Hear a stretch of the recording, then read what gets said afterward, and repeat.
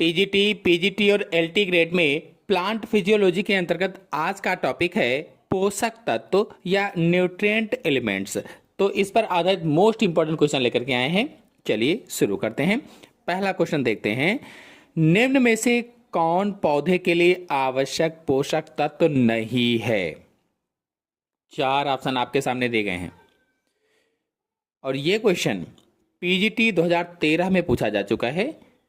Which one of the following is not an essential nutrient for plants?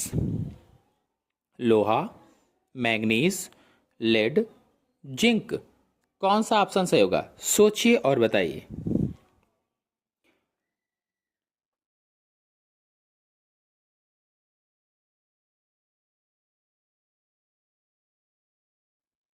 Option सही होगा इसमें से सी, lead पौधे के लिए आवश्यक पोषक तत्व नहीं है। आपको बता दें कि कुल 17 तत्वों को पौधे के लिए अनिवार्य माना गया है। कुल 17 तत्व ऐसे हैं जिनको पौधों के लिए अनिवार्य माना गया है और इनमें कुछ ऐसे हैं जिनको दीर्घ पोषक तत्व कहा जाता है और कुछ ऐसे हैं जिनको सूक्ष्म या लघु पोषक तत्व कहा जाता है। अगर दीर्घ पोषक तत्वों की बात की जाए तो hydrogen, carbon, oxygen, nitrogen, potassium, calcium, magnesium, phosphorus, sulphur ये दीर्घ पोषक तत्व होते हैं। और अगर सूक्ष्म पोषक तत्व या लघु पोषक तत्वों की बात की जाए तो boron, chlorine, copper, iron, manganese, molybdenum, nickel, zinc ये सब सूक्ष्म पोषक तत्व या लघु पोषक तत्व होते हैं। नेक्स्ट क्वेश्चन है, निम्न में से कौन सा तत्व पादपों हेतु सूक्ष्म पोषक है? सोचिए और बताइए कौन सा ऑप्शन सही होगा। Which one of the following elements is an micronutrient for plants? कौन सा ऑप्शन सही होगा? ऑप्शन सही होगा इसमें से बी, मैंगनीज सूक्ष्म पोषक तत्व होता है। नेक्स्ट क्वेश्चन है, निम्न में से कौन एक सूक्ष्म पोषक तत्व है? देखिए ये क्वेश्चन कई बार पूछा जाता है, अलग अलग घुमा करके ऑप्शन में अलग अलग ऑप्शन रख देते हैं। तो इसमें सूक्ष्म पोषक तत्व पूछा गया है, कौन सा होगा?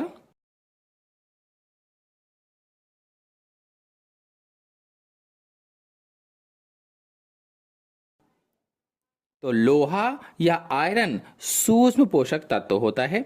नेक्स्ट क्वेश्चन है, कौन सी फसल में अत्यधिक प्रोटीन होती है? चावल, गेहूं, दालें, मिलेट। पीजीटी 2013 में क्वेश्चन पूछा जा चुका है, which crop is most rich in protein? कौन सा ऑप्शन सही होगा? सोचिए और बताइए।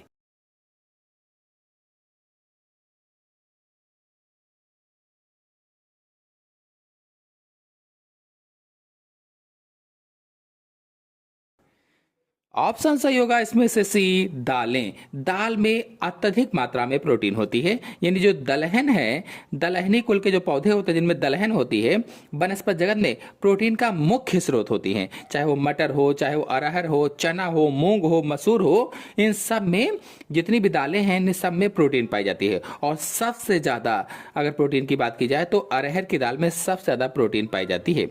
और दाल में कुल वजन का लगभग 25% प्रोटीन होती है। कुल वजन का लगभग में 25%, जो कि गेहूं के मुकाबले अगर देखा जाए 2 गुना और चावल के मुकाबले 3 गुना होती है। नेक्स्ट क्वेश्चन है, निम्न में से कौन सा पोषक तत्व पौधों में शर्करा के स्थानांतरण में महत्वपूर्ण भूमिका अदा करता है? लोहा, जिंक, बोरान, मैग्नीज। सोचिए और बताइए कौन सा ऑप्शन सही होगा।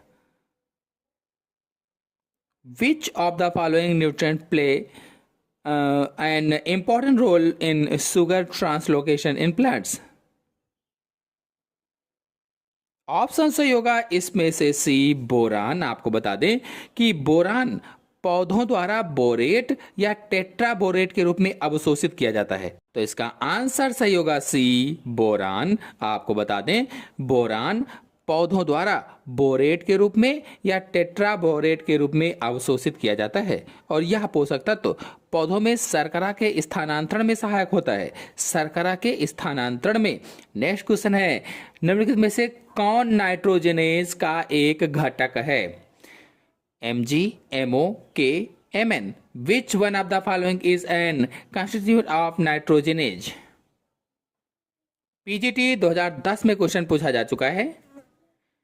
कौन सा ऑप्शन सही होगा, सोचिए और बताइए।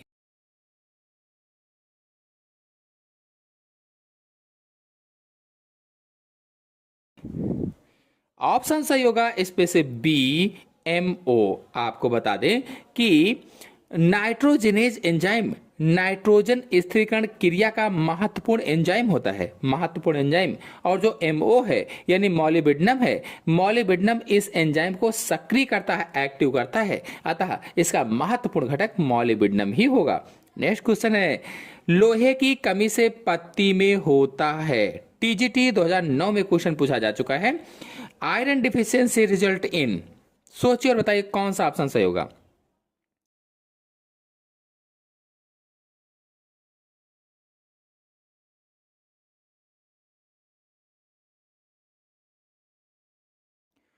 ऑप्शन सही होगा डी, पहले पत्तियों में अंतराश्री हरिमहीनता होना।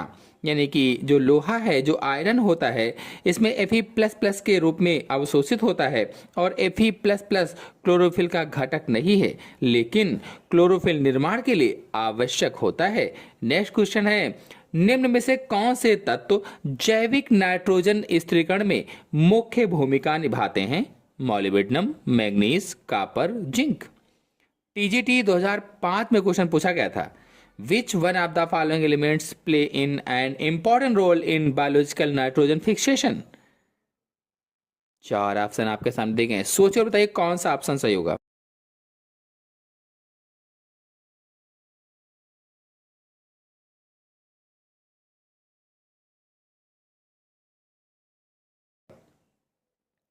ऑप्शन सही होगा पहला, मॉलिब्डेनम। आपको बता दें कि मॉलिब्डेनम आयन नाइट्रोजन चक्र में भूमिका निभाते हैं, मॉलिब्डेनम आयन, और इनका अवशोषण पादप MO+2 के रूप में करते हैं। और यह तत्व नाइट्रोजिनेज एंजाइम का महत्वपूर्ण घटक होता है। अभी मैंने आपको बताया भी था, नाइट्रोजिनेज एंजाइम का महत्वपूर्ण घटक जो कि नाइट्रोजन स्थिरीकरण क्रिया के लिए आवश्यक होता है या नाइट्रोजन फिक्सेशन के लिए आवश्यक होता है। नेक्स्ट क्वेश्चन है, ताजे जल पारतंत्र में शैवाल की वृद्धि के लिए सबसे सीमाकारी कारक है? कार्बन डाइऑक्साइड, जल, nitrogen, Prakash. The most limiting factor for the growth of algae on the surface of water in fresh water ecosystem is? PGT 2005 में क्वेश्चन पूछा जा चुका है। कौन सा ऑप्शन सही होगा, सोचिए और बताइए।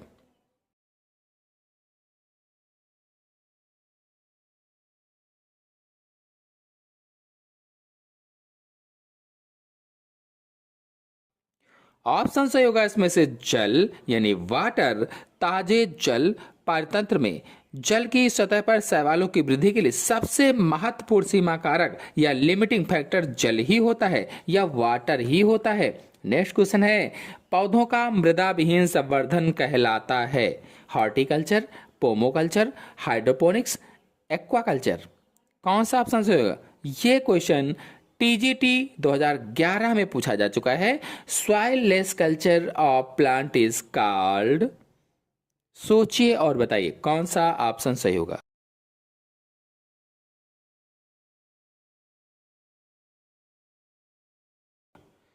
ऑप्शन सही होगा इसमें से सी, हाइड्रोपोनिक्स। आपको बता दें कि हाइड्रोपोनिक्स क्या है।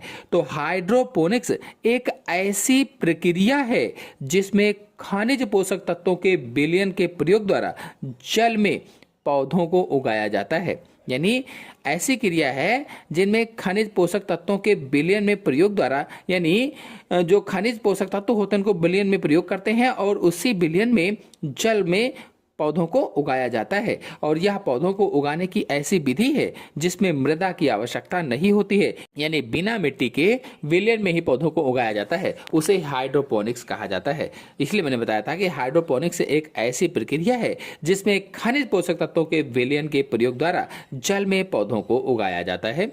नेक्स्ट क्वेश्चन है, एक एंजाइम का अमीनो अम्ल वाला भाग कहलाता है? The amino acid part of an enzyme is called apoenzyme, holoenzyme, coenzyme, cofactor। कौन सा ऑप्शन सही होगा, सोचिए और बताइए।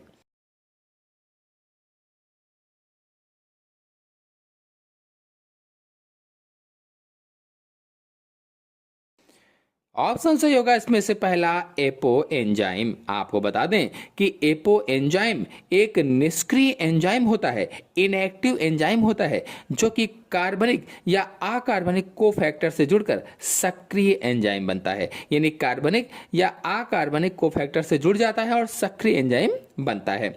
किसी एंजाइम का प्रोटीनीय भाग एपो एंजाइम कहलाता है। अगर आपको ये ना पता हो कि एपो एंजाइम क्या है, तो कोई भी एंजाइम हो उस एंजाइम का प्रोटीनीय भाग जो होता है, प्रोटीनिशियस जो भाग होता है, उसे ही एपो एंजाइम कहा जाता है।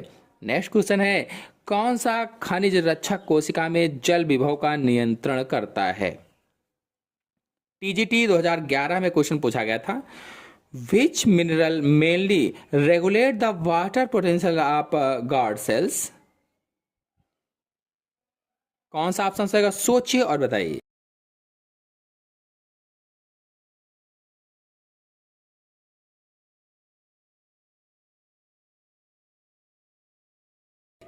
ऑप्शन सही होगा इसमें से सी, के प्लस, यानी पोटेशियम आयन रक्षक कोशिकाओं में जल विभव का नियंत्रण करता है या गार्ड सेल में जल विभव का नियंत्रण करता है, उसे कंट्रोल करता है। और आपको बता दें कि प्रकाश की उपस्थिति में रक्षक कोशिकाओं में मैलिक अम्ल उत्पन्न होता है। मैलिक अम्ल जिसका मैलेट और H+ में वियोजन हो जाता है।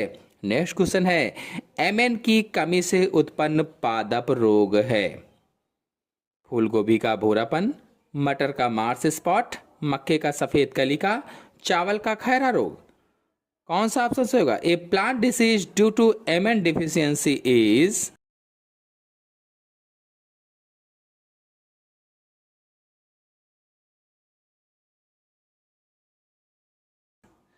ऑप्शन सही होगा इसमें से बी, मटर का मार्स स्पॉट। आपको बता दें कि लेग्यूम पौधों में एमिन की कमी से बीज पत्रों में भूरे धब्बे उत्पन्न हो जाते हैं, जिसे मटर का मार्स स्पॉट कहा जाता है। नेक्स्ट क्वेश्चन है, निम्न में से कौन एंजाइम ऑक्सीजन द्वारा निष्क्रिय हो जाता है? 4 ऑप्शन यहां पर दिए गए हैं। इनमें से कौन सा ऐसा एंजाइम है जो ऑक्सीजन द्वारा निष्क्रिय हो जाता है? Which one of the following enzyme is inactive by oxygen? सोचिए और बताइए।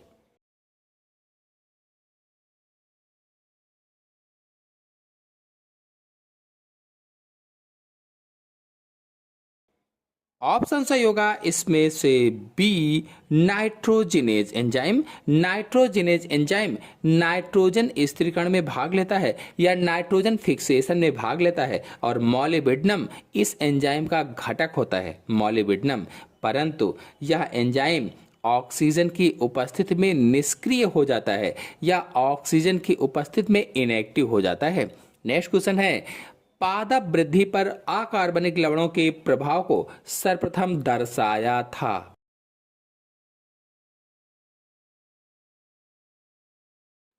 चार ऑप्शन आपके सामने दिए गए हैं, सोचिए और बताइए कौन सा ऑप्शन सही होगा।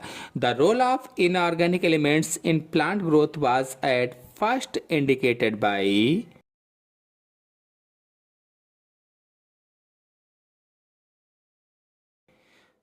ऑप्शन सही होगा इसमें से डी, नॉप। नॉप ने सबसे पहले पौधों को कृत्रिम संवर्धन माध्यम में जल और खनिज की उपस्थिति में उगाया था और अकार्बनिक लवणों के प्रभाव को दर्शाया भी था। नेक्स्ट क्वेश्चन है, कॉपर की कमी प्रतिनिधित्व करती है? पीजीटी 2021 में क्वेश्चन पूछा जा चुका है। कॉपर की कमी प्रतिनिधित्व करती है, कॉपर डिफिशियंसी लीड्स टू। सोचिए और बताइए कौन सा ऑप्शन सही होगा।